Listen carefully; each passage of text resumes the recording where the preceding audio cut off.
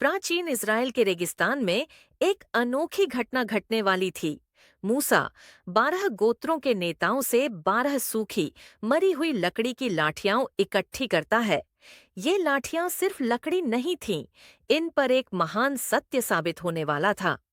उस रात पवित्र तंबू के भीतर मूसा उन सारी लाठियों को साक्ष्य संदूक आर्क ऑफ द कवनेंट के सामने रख देता है।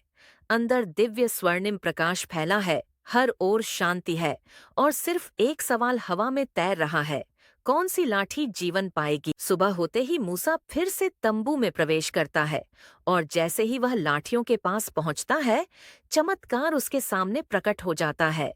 हारून की लाठी, जो कल तक पूरी तरह सूखी थी, आज उसमें हरे अंकुर फूट चुके हैं, सफेद फूल खिल चुके हैं और पके हुए बादाम लटक रहे हैं।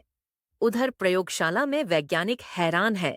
वे ग्रोथ टाइमलाइंस की तुलना करते हैं और उन्हें पता चलता है कि इतनी तेज वृद्धि इतनी कम समय में किसी भी प्राकृतिक प्रक्रिया से संभव नहीं।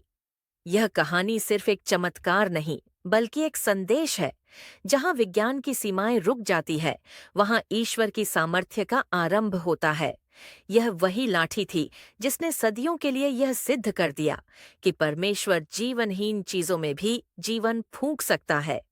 अगर आपको ऐसी ऐतिहासिक और वैज्ञानिक कहानियां पसंद आती हैं, तो वीडियो को लाइक करें, शेयर करें और चैनल को सब्सक्राइब करना न भूलें। मिलते हैं अगले रहस्य के साथ।